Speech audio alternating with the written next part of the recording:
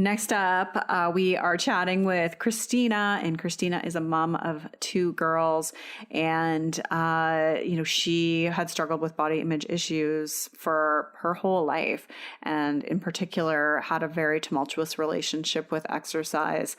And it's amazing to see where she is now and how that relationship with movement has changed for her. This is Cristina's story. Hi, Cristina. Welcome to the show.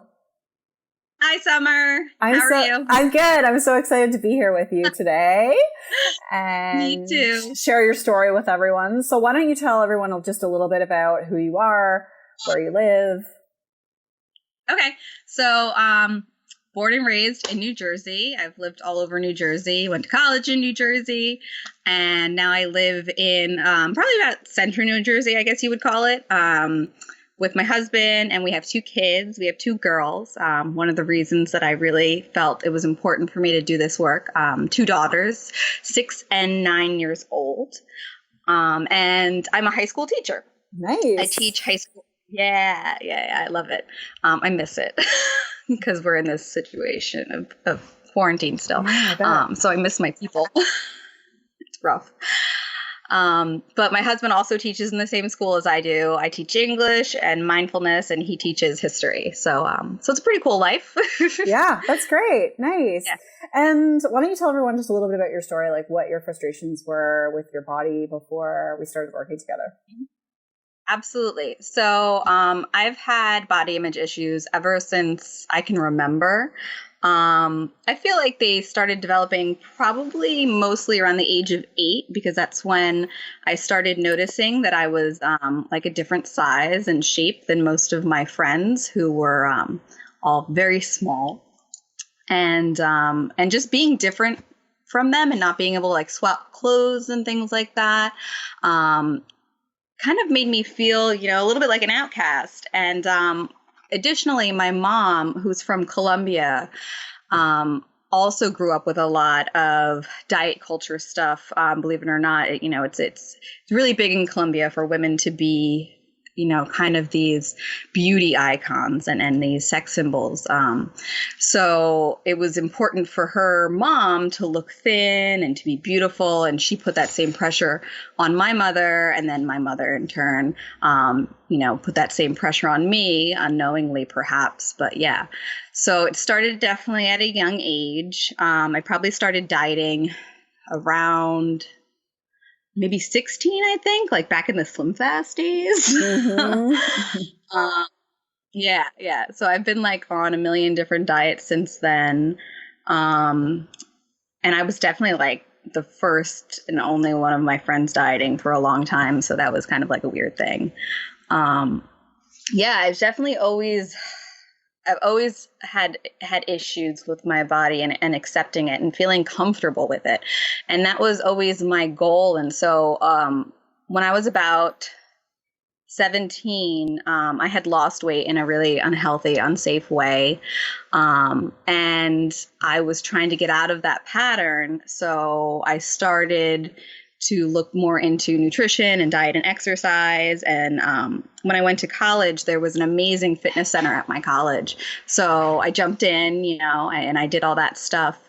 And I ended up getting my yoga teacher training when I was a sophomore in college, and diving into like the whole world of fitness and nutrition, and getting like certification after certification and different fitness things. And basically like pushing my body to the limits and continuing this kind of like crazy diet cycle in an attempt to feel like I was like at peace with my body, or I could be at peace with my body.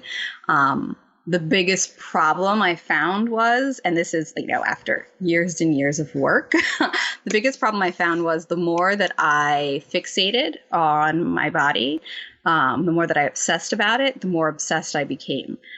So that was when I got to a place, where it was just too much obsessing, and it was taking over too much space in my brain, and I knew it wasn't healthy. Yeah. And so did you have kind of like a particular moment that made you want to change, or was it just like that gradual build where you were just like, this is taking up so much time? And I know you mentioned you've got the two kids, so did that play a factor? Yeah. Well, I think I've always known. Like I said, I did my yoga training in college, and yoga is such a beautiful practice because it gets into like the depth of who you are and your soul and what it is you truly believe and value. And so from that time of that experience where I got to have that opportunity to explore those like all those deep inner parts of myself, like I knew that exercising and dieting to change my shape wasn't in line with my belief system. And as I got older, I also noticed that like I don't judge other people the way that I judge myself. So it's definitely something, it was like a big internal struggle because I knew for like 15 years that like I was at odds with myself, but I kept pushing myself to achieve this particular standard. And then I tried, the whole anti-diet movement started coming around a few years ago, at least via social media. And so I kind of latched onto that and I started reading about that, and I tried to like brainwash myself with like podcasts and books and like cleaning up my feed and doing all those things. And it helped a little bit. Like I let go of the dieting. But I still had a really complicated relationship with exercise. And I think even though I was glad to let go of the dieting, I was still really confused about what to put in place of the relationship that I did have, with fitness and dieting. I still felt really lost. And I felt just angry. And so even though I had followed all of those different influencers who spoke, that really important message that I needed to hear, it wasn't until we were in quarantine that I decided to go with like a coaching program and get deeper with that. Yeah. Yeah. Nice. And like, did you have any fears or hesitations about accepting your body? Like, was there anything that was sort of like stood in the way of you kind of saying like, okay, I'm going to really do this and work on this? Oh, definitely. Because the first time that I went through the whole anti-diet thing and decided I'm going to quit dieting, my body changed. And so that's the fear, is that my body would change. If I'm going to stop controlling it, right, it's going to change.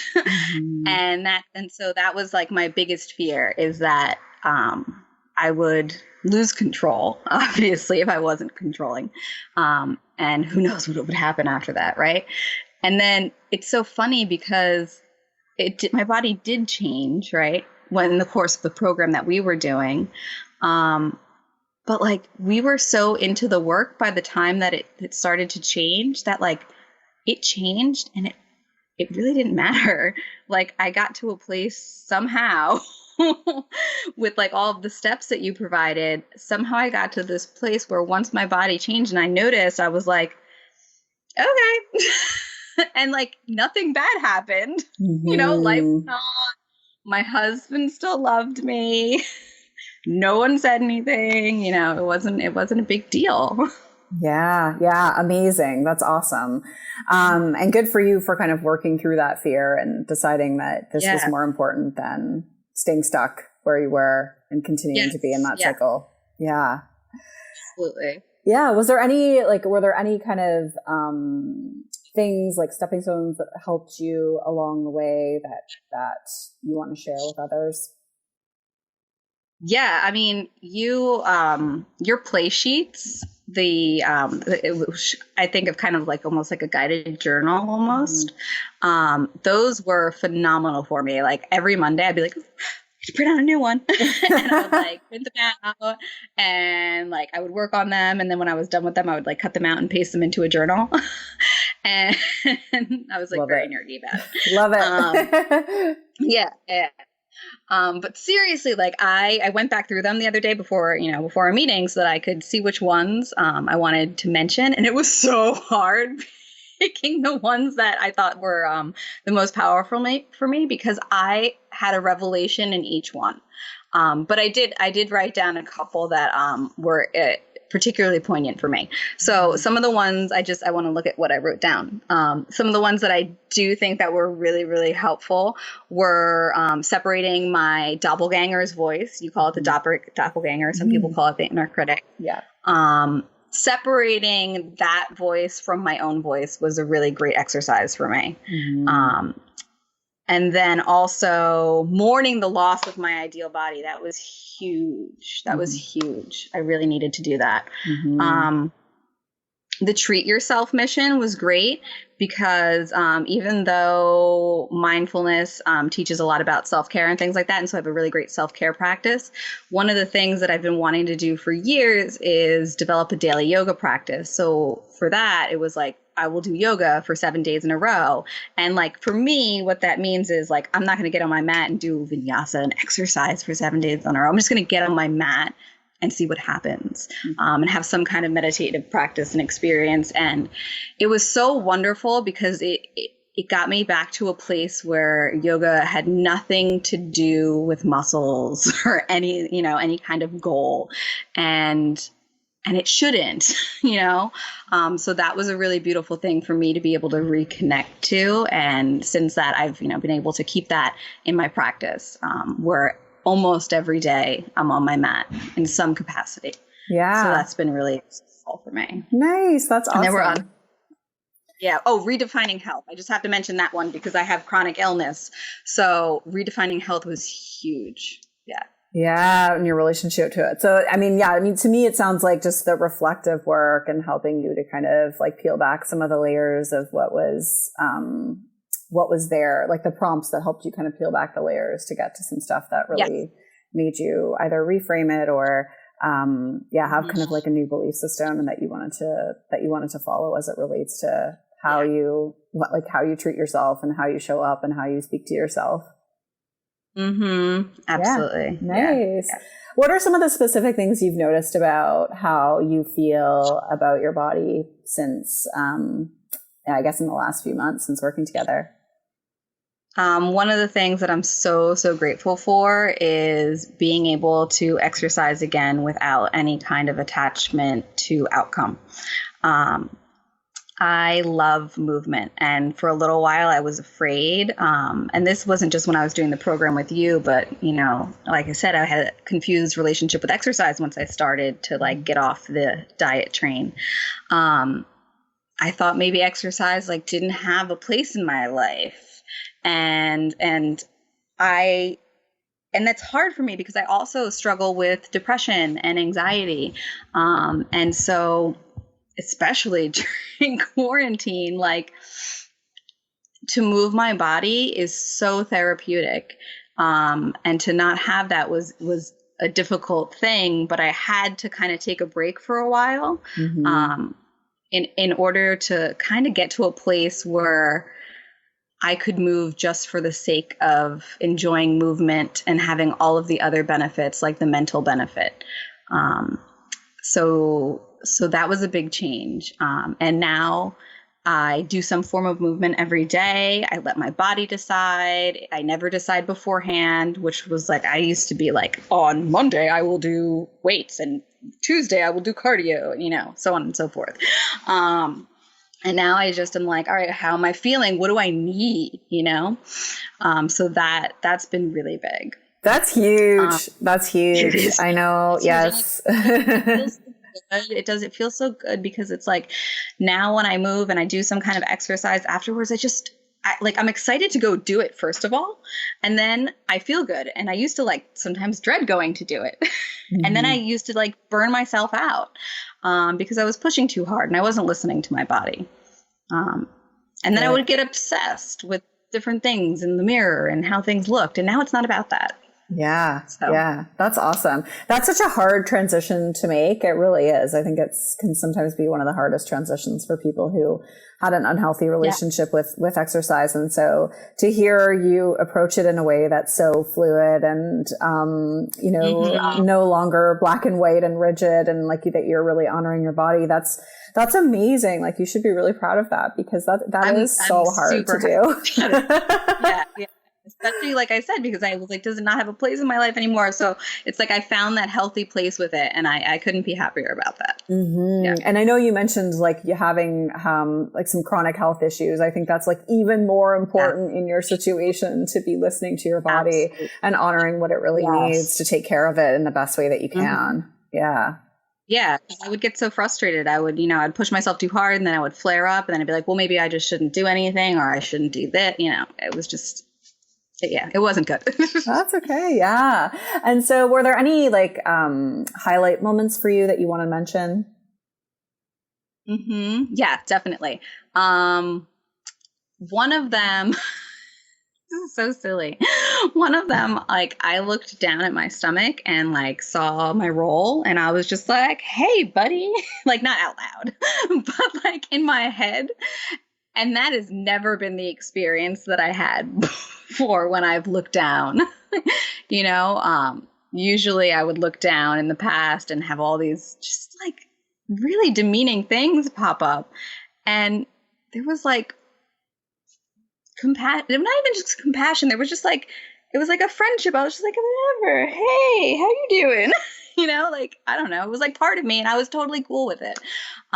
So that was pretty cool. That's awesome. That's awesome. Yeah.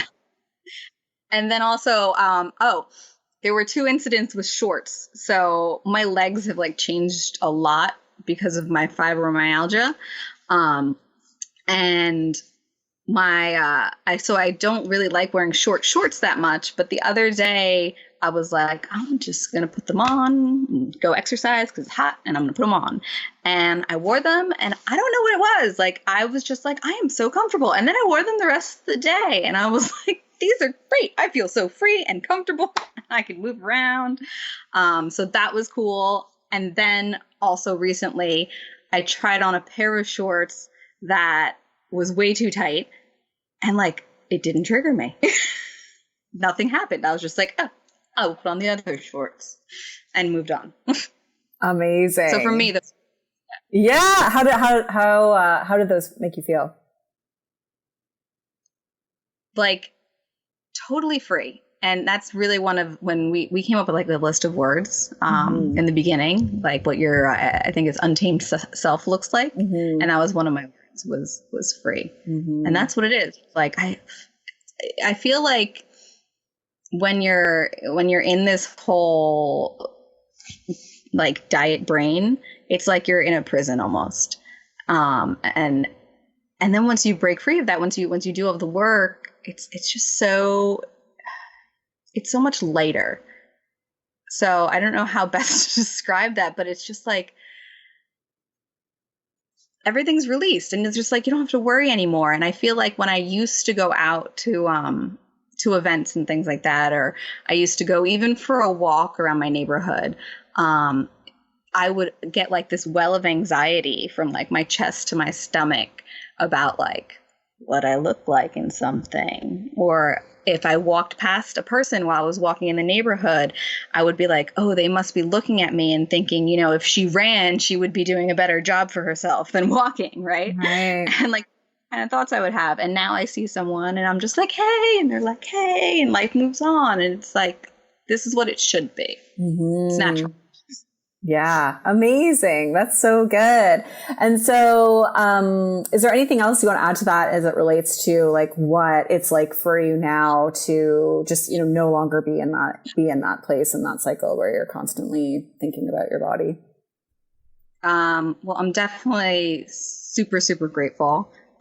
Because I don't have to obsess about numbers or meals. Like if I'm hungry, I'm just like, what am I hungry for? Yeah. I don't have, I mean, there's so much that was tied up into it. Like just all of my decisions would always be consumed in some aspect of it, whether it's like the clothing or the food or the exercise and like how they're all going to fit into your day. And now they're not. And so it's just like, I just am living, which is what I wanted, and I've always said to myself when I was involved in this, in the whole diet life. Like I've always said to myself, like people shouldn't have to like track what they eat. Like that's not normal. Like this, like, Right. it's just not like I shouldn't have to, and I shouldn't have to measure and weigh my food, like it's not like a natural thing to do. So yeah. I'm curious it feels to like know. I'm just go ahead. No, you go ahead. Oh, I was just going to say, it just feels like I'm just living like more authentically, more naturally. Nice. Good. I'm curious to know, like, has this influenced your relationship with your daughters, or like how you show up for them? Is there anything that's changed there? Oh, because I've been so aware of the fact that I don't really agree with diet culture for so long, and the fact I've always been aware of the way it's affected me. Like I wrote my high school thesis on women and body image. Like that's how aware I've been of this issue. Okay. Yeah. Like I've always tried to encourage them to do things naturally and to listen to their bodies. But now I've gotten just a little bit more clear on things like we don't talk about other people's bodies. We don't make judgments about other people's bodies. And okay, you can eat that, but just, listen to your belly. If you get full, just listen. Or if like one of my kids is like full at the dinner table and my husband's like, you have to finish that before you leave. I'm like, well, how about just like, if you're hungry again, that's the next thing that you eat. Like you have to finish your meal or like, whatever. When you are hungry again, it's there. So trying to be a little bit more lenient and organic with the way that they have a relationship with food movement. Nice. That's awesome. Yeah. And you have like an Instagram account too that you started to. Yeah. I did that as part of one of your missions. I did as one of your missions. I did a Smash the Standard Instagram account, which is all about like inspiring women and young girls to live more intuitively with their bodies and anything else, just to follow your own intuition and to understand that like you don't have to meet any particular standard in any form, whether it be like fitting in, not just like aesthetically, but like your views, your political views, or like in the case of like mental health or anything like that. Like you do you. Yeah. Awesome. Amazing. And do you have a piece of advice for people listening that are in a similar situation that you were in before? Yeah. Can I read my advice? Of course you can. Thought about this ahead of time, and I wanted to give good advice. So this is the advice that I came up with. I said that our culture and the media has sent us messages that we know are sexist and misogynistic and demoralizing and ableist and racist and materialistic, right? All in an attempt to profit from our insecurities. But knowing that, I think, is not enough, because I knew that for a long, long time. I knew all of these things. For many of us, this belief of not enoughness has become our first language. And so we need to do the work not only to uncover the lies we've been told, but to find the truth that resides within us. In order to heal, to move forward, and to find freedom, we need to dig deep and identify our innate worthiness and then honor it by continually bringing it to the surface. And that's what some of the work you offered really showed me is, not just to find it, but to keep bringing it back. And that's why I'm so grateful for you and the program that you put together. That's an amazing piece of advice. It's like you definitely need to share that on your Instagram. That's great. That was a good piece of advice. Yeah, it's deep. That's awesome. You do. You have to go beneath the knowing. Like and so many of us say this, like, I know that I shouldn't do this, but so we've got to get past the knowing and into like the why is this going on? And what do I really need? Yes. It's all about getting past that superficial layer and going beyond just intellectually understanding things to knowing what does that really mean to you and what, why do the fears and beliefs that you have exist, and how can we change those to help you to really understand that you are valuable and worthy, and understand who you are outside of your appearance. Right. Yeah. And that's why I had picked your program, because like when COVID hit, like I was like struggling, like probably everybody, but like big struggling. And so I, decided, I was like, all right, now's the time to go back to therapy. And one of my big issues is this sense of not enoughness. And I knew that it was also somehow connected to my body image stuff. And so I was like, I knew that I had to work on like self-worth, and it wasn't just the body stuff. And when I looked into your program and I saw like that's exactly what it was, I was like, all right, I'm stuck at home. I'm here dealing with all this stuff. I'm like, I'm gonna take the jump, and I'm like so glad I did. Amazing. Well, you've just done incredible throughout this whole thing, and I'm just so glad that so much of it really helped you to shift and to be in a place now where you're just feeling so much lighter, as you said, and yes. Just a greater sense of freedom, because that's like ultimately what this is all about. Because with that freedom, we can just do bigger, more important things with our lives. Exactly. Yeah. Thank you so much for being here. Is there anything else that you want to add before we wrap this up? No, just be your badass self. Right on. I love it. Yeah. Well, you are your badass self, and I'm so proud of you.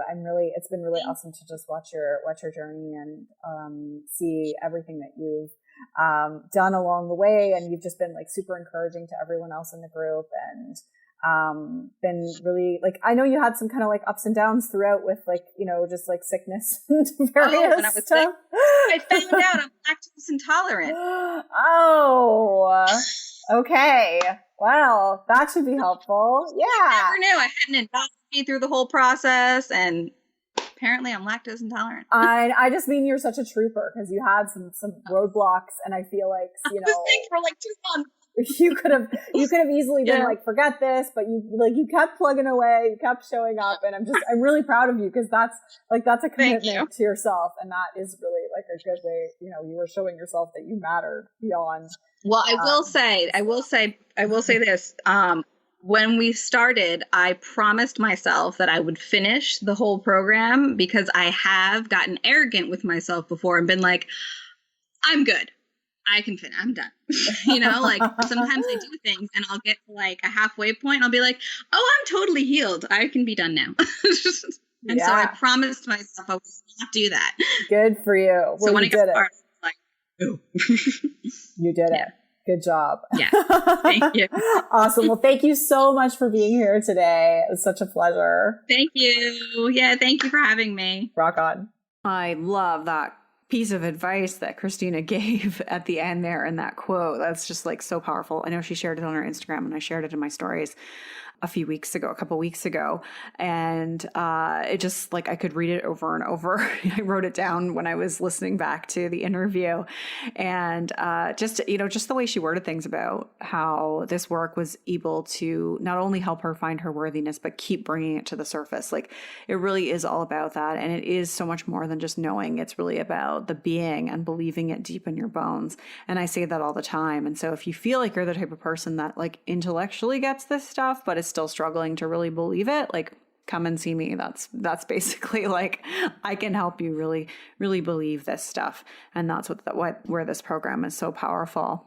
And Christina's daughters are lucky to have her as a mom, because I just feel like we as parents, if you are a parent, I'm a parent now, we have to be the ones, healing ourselves in order to fully heal our children. I think we can definitely show up, and when we know better, we do better for them. But until we've like fully, healed ourselves, they still know when things are off, and they can still sense stuff. And I think that if we really want to be the best role models, doing this work for ourselves is such a powerful way to do that. That is a wrap on part 1 of this episode. You can watch some of the videos of the participants and their interviews by going to summerinit.com/176. And if you'd like to learn more about You on Fire, the amazing 3-month group coaching program that I run. Go to summerinnanen.com/youonfire to enroll or get on the wait list. And next week, I will have a couple more stories to share of incredible people that I have had the absolute pleasure of working with over the last few months. And again, people like you, to inspire you that it is possible to break free of the diet mentality and really stop caring so much about the size of your body and how you look. Thank you so much for listening to this one. I will talk to you next time. Rock on.